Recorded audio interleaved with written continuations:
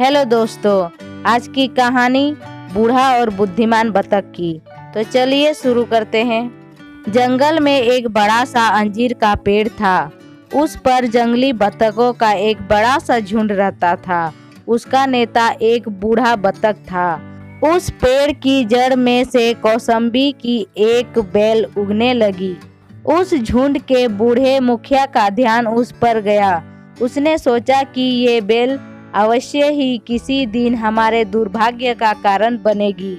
इसलिए उसने अपनी बतखों से कहा कि उसके छुटपन में ही वे इस बेल को उखाड़ डाले।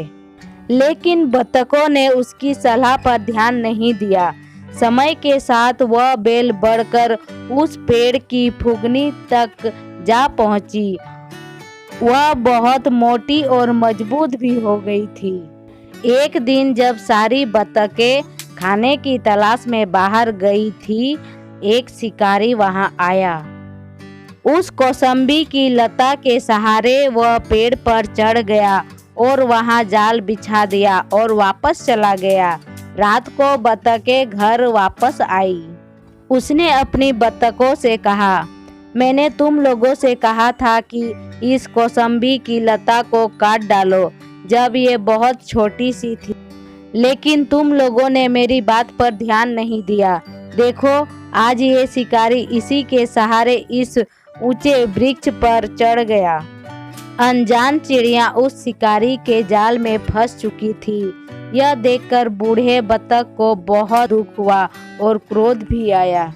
उसने अपनी बतखों से कहा, मैंने तुम लोगों से कहा था इस कौसंबी की लता को काट डालो जब ये बहुत छोटी सी थी, लेकिन तुम लोगों ने मेरी बात नहीं सुनी। देखो, ये शिकारी इसी के सहारे इस ऊंचे पेड़ पर चढ़ गया। यदि तुम लोगों ने मेरी राय मानी होती तो आज ये सब नहीं हुआ होता। कल सवेरे वह शिकारी आएगा और हम सब को मार डालेगा। अब हमें क्या करना चाहिए? बतखों ने पूछा। जैसे मैं कहूँगा वैसे ही करो, बूढ़ा बतख ने कहा। भोर में जब वह शिकारी आए तो निश्चल होकर पड़े रहो और ऐसा दिखाओ मानो मर चुके हो। जब मैं इशारा करूँगा तो एक साथ उड़ जाओ। सुबह सवेरे वह शिकारी आया और बतखों को देखा। वे सभी मुर्दों के समान पड़े हुए थे। इसलिए उसने एक एक कर जाल से निकाला और जमीन पर रखता गया। जब सभी बतखें जमीन पर आ पड़ी तो एक साथ वह सरदार चीखा, अब उड़ जाओ। उन सभी बतखों ने अपने पंख फैलाए और एक साथ आकाश में उड़ ली।